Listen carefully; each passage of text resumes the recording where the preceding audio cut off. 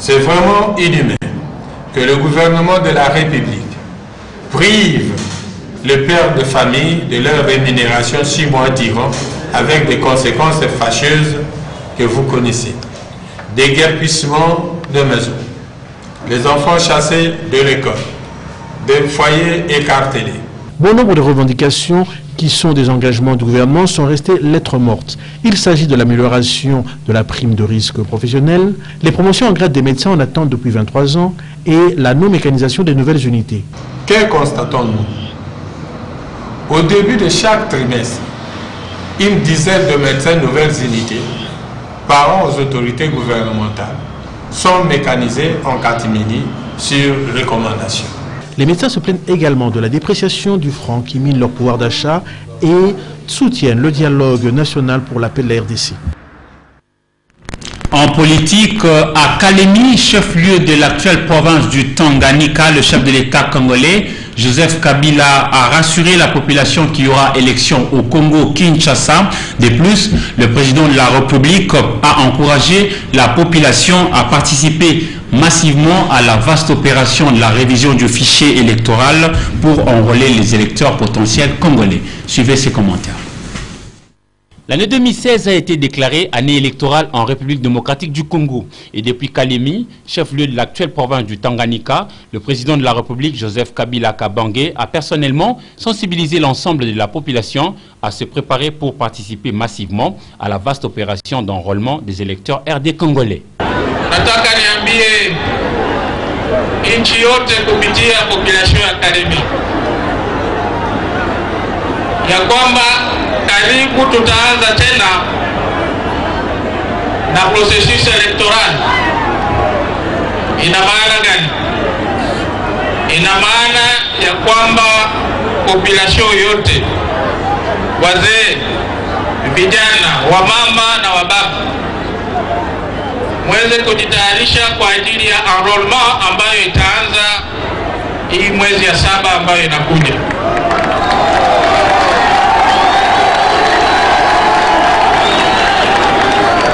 Wakati tunatembea kutoka aeroport,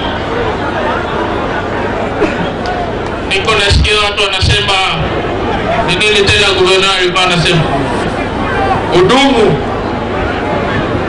umela. Nataka niwaambie hivi, nchi yetu tuko ndani ya demokrasia,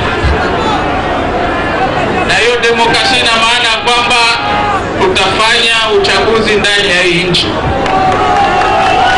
La province du Nord Ubangi a été choisie comme la province pilote pour cette vaste opération. Joseph Kabila, président de la République, a rajouté pour apaiser les esprits qu'il y aura élection. Il a martelé que nous sommes en démocratie et nous devons organiser les élections, a-t-il dit, sur l'ensemble du territoire national.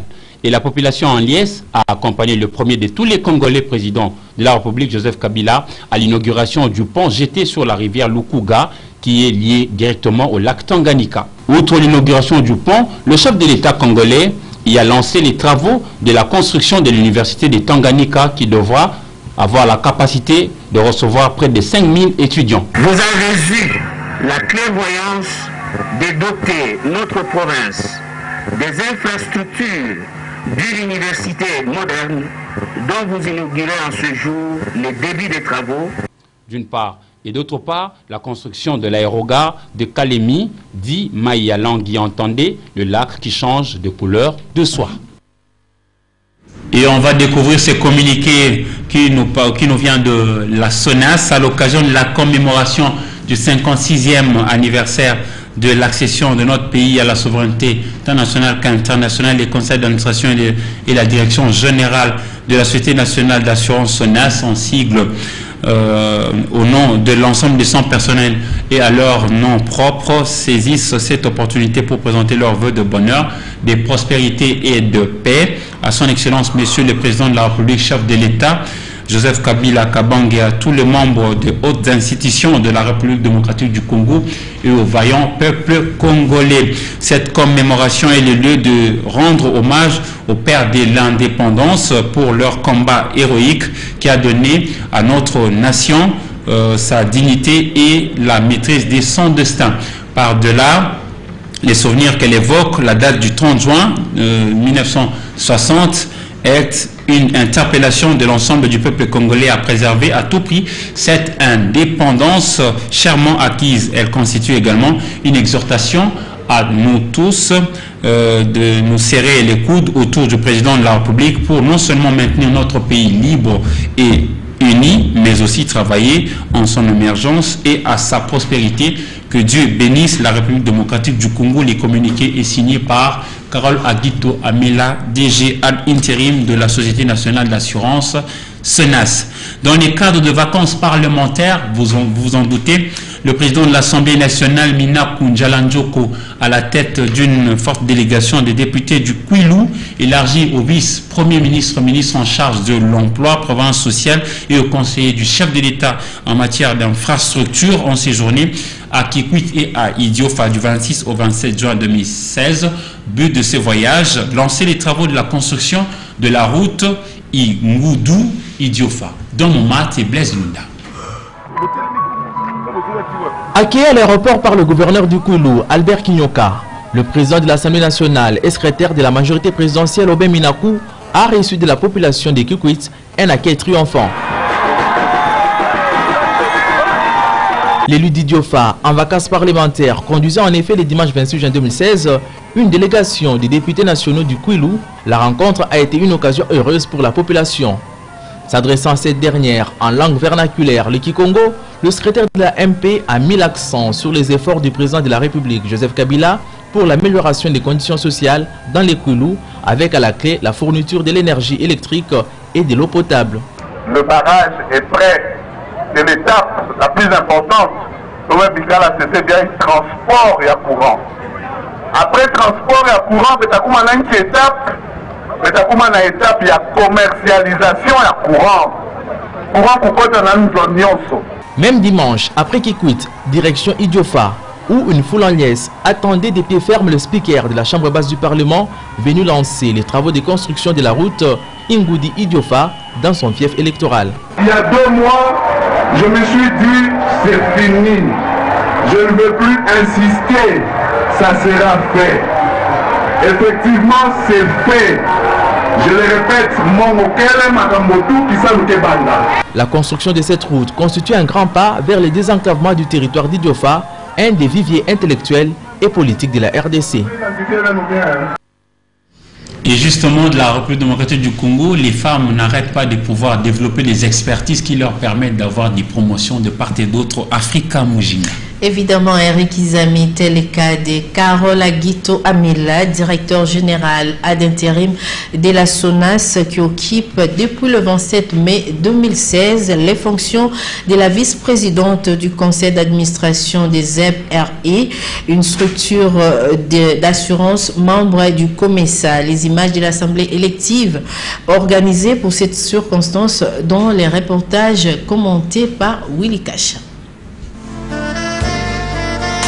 Le séjour de Carole Aguito Amela, directeur général AI de la Société nationale d'assurance au Kenya, précisément à Mombasa, n'a pas été de tout repos. La Congolaise a représenté la République démocratique du Congo à l'Assemblée générale des ZEPRE. Parmi les activités auxquelles elle a pris part figurent les échanges avec le partenaire et l'Assemblée élective organisée, entre autres, pour élire une personne de qualité, intelligente, compétente et pleine d'initiatives pour faire partie du conseil d'administration des ZEPRE. Après débat et délibération, la talentueuse Carole Aguito Amela a convaincu l'Assemblée et investi au poste de la vice-présidence de cette organisation, membre du COMESA, pour un mandat de 3 ans.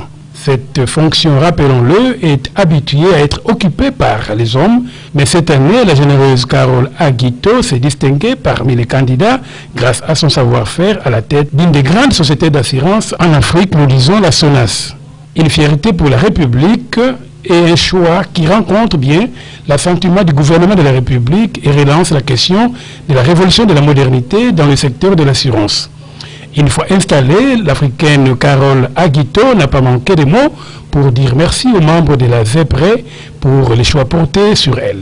En bon manager, pendant les séances de travail, Carole Aguito a tenu à partager son expérience en matière d'assurance avec les experts de la ZEPRE. Cette structure, signalons-le, a été créée par un accord des chefs d'État et des gouvernements de la région du Comessa. Elle est également une organisation régionale en réassurance dont la Société nationale d'assurance est membre fondateur depuis sa création en 1990. La ZEPRE se charge aussi de promouvoir le commerce, le développement et l'intégration au sein du Comessa par le biais de l'assurance et de la réassurance. Dans un autre chapitre, la population de la commune de Massina, plus précisément celle des quartiers 2, regrette l'arrêt des travaux de construction des passerelles censées aider les gens à traverser aisément le boulevard Lumumba. Elle en appelle à l'implication de l'autorité compétente pour reprendre les travaux afin d'espérer réduire les accidents. C'est un reportage signé par Rosine Matula et Don Momat. À Kinshasa, la capitale, quelques infrastructures routières ont été modernisées et agrandies. À cette innovation, il faut dire que plusieurs personnes éprouvent de sérieuses difficultés pour traverser la route.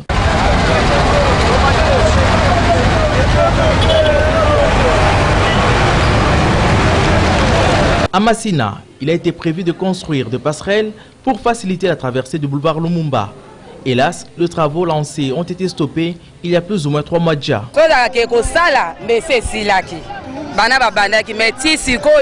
Si les travaux se déroulaient normalement, l'installation de la passerelle serait déjà terminée.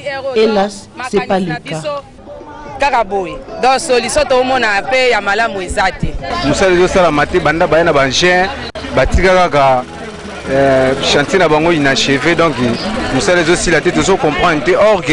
Nous étions contents de voir les travaux démarrer. Puis, ils se sont estompés. Depuis lors, rien ne bouge.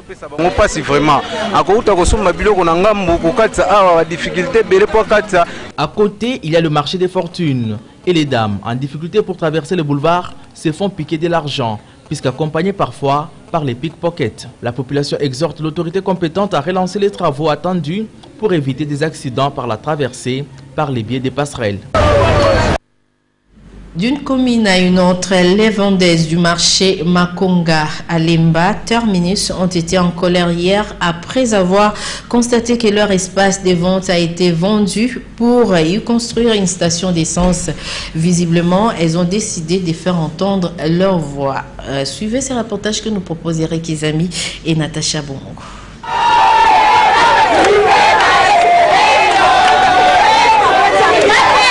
Cet espace barricadé a allumé en ces femmes une couleur noire au matin de lundi 27 juin 2016 à Lemba Terminus.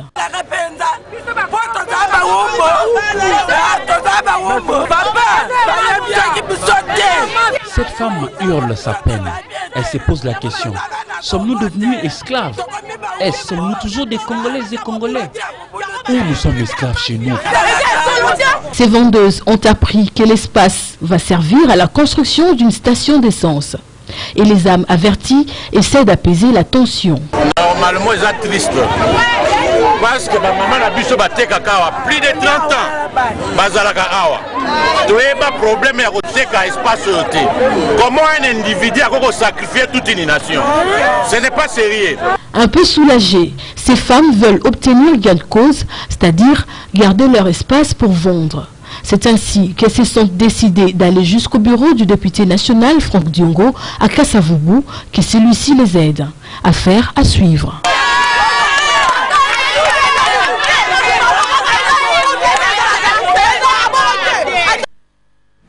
Parlons culture. Dans ces journaux, le Centre Wallonie-Bruxelles a organisé le lundi 27 juin 2016 un échange autour des contraintes, opportunités et recettes liées à la profession du journalisme entre les journalistes belges Quentin et ses confrères congolais. Les détails avec José Moussangana et Mathieu Ngadipovi. Un échange enrichissant autour de la profession du journalisme, un partage d'expériences entre Quentin Norfalis et ses confrères congolais. Fait que donc moi je suis l'un des fondateurs d'un magazine trimestriel en Belgique d'enquête et de récit qui s'appelle Médor. On est 19 là-dedans, des graphistes, des journalistes, des spécialistes de la communication, et on a eu il y a 2 ans l'envie en fait de lancer un nouveau projet journalistique avec une nouvelle manière de faire du journalisme et aussi un nouvel emballage, un emballage qui soit formellement ambitieux, et c'est aussi un média qui est différent dans le sens où c'est basé sur une coopérative de lecteurs, en fait. Donc les lecteurs sont aussi en même temps nos actionnaires. Donc nous sommes responsables prioritairement devant les lecteurs et pas spécialement devant les publicitaires, par exemple. Donc ça, c'est ce projet-là. Et comme moi-même, j'ai travaillé comme journaliste à l'est du Congo il y a quelques années, où j'ai appris énormément de choses, notamment sur les conditions de la réalisation du journalisme au niveau local, qu'en même temps, je suis un grand amoureux, faire des choix éclairés dans nos démocraties. La deuxième particularité, c'est une particularité au niveau de la forme. Par exemple, chaque journaliste travaille dès le début avec ce que nous, on appelle un auteur visuel, donc qu'il soit graphiste ou photographe ou dessinateur de bande dessinée, dans des tentatives en fait de ne pas simplement dans de l'écrit, mais on tente aussi d'utiliser l'image, le visuel comme moyen en fait de raconter des choses au lecteur. L'autre chose qui est aussi assez intéressante, c'est qu'on fonctionne en fait avec une rédaction en chef tournante. Donc il n'y a pas un rédacteur en chef fixe qui reste là tout le temps et qui à un moment peut prendre un peu l'ascendant sur les autres. C'est on change à chaque numéro en fait. Quentin Norfalis est en séjour à Kinshasa en plein tournage avec l'artiste plasticien Emmanuel Botalatala. Parlons sport. Dans ce journal, la Coupe du Congo des rugby à 15 et 7 se joue à Kinshasa, précisément au parc de la balle ovale du stade Tata Raphaël. Revivons la rencontre de la première journée avec Ndaï Lambouchi.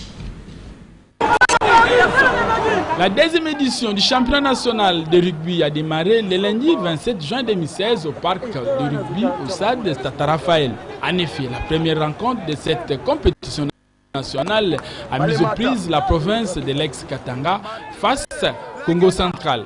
Une partie très mouvementée et équilibrée de part et d'autre. Les rugbymen de la province du Congo central de l'équipe Perenco vont profiter des erreurs de marquage pour inscrire des essais et transformations. Au finish, le rugby club Perenco remporte cette bataille sur le rugby club RAC par un score de 14-0, soit des essais transformés. La leçon de cette rencontre est tirée. Les objectifs simples, c'est de gagner parce que l'édition passée, on a été vice-champion du Congo. Cette fois-ci, on a voulu aller beaucoup plus haut, c'est-à-dire les sacres, quoi. C'est ce qui nous intéresse. C'est un sport qui est en pleine extension. Il n'y a pas mieux que de venir voir. On venait à peine d'être champion d'Afrique. Et déjà au niveau provincial, on a plusieurs équipes. On va organiser les championnats scolaires de rugby parce que le rugby doit commencer au niveau primaire. Donc on a les mains ouvertes, on attend non seulement le gouvernement mais les différents sponsors. Le programme prévoit, pendant ce rendez-vous national de la balle ovale, le rugby à 15 et à 7. Voilà tout, Eric Izami, pour la deuxième partie. L'embouchure du fleuve Congo sera alors point de chute au niveau de la province du Congo central le 30 juin 2016, jour de l'indépendance de la République démocratique du Congo. Les membres de l'ONG nous vient en partage. Les hommes d'affaires ont sillonné l'Afrique de l'Est à l'Ouest et pour partager leurs avoirs en toute fraternité avec le pauvre. Nous allons y revenir demain avec images et détails. Entre-temps, nous vous proposons de suivre ce qu'a été l'apparition de journaux à Kinshasa dans une sélection et commentaires signés pour vous par Sylvie Fortuné Mboula.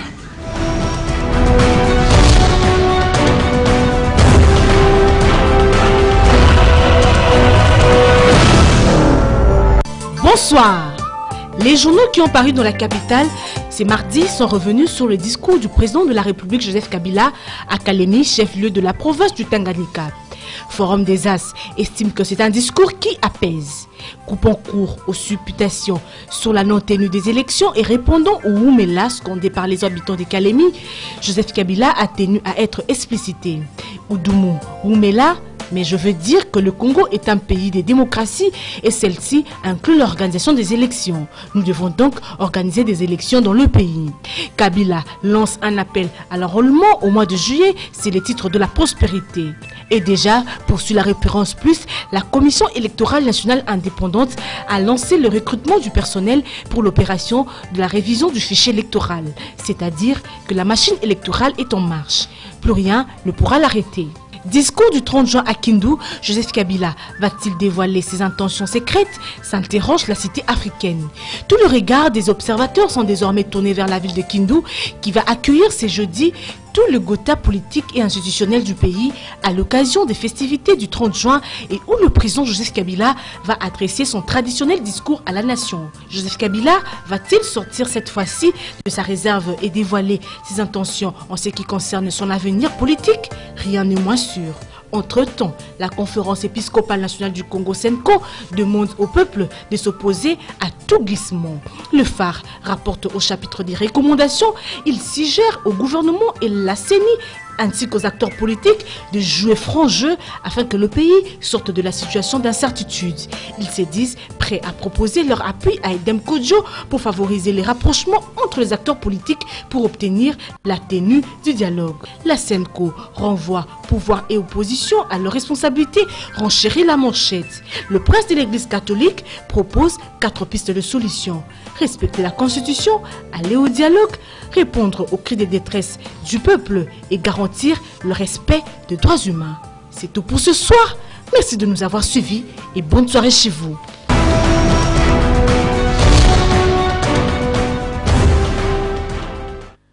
Mesdames et messieurs, c'est la fin de ce journal. Merci à vous qui nous avez suivis, mais aussi à Africa Mujinga avec laquelle j'ai partagé avec bonheur ces plateaux qui nous est familiers. Merci, restez branchés sur nos programmes et au revoir.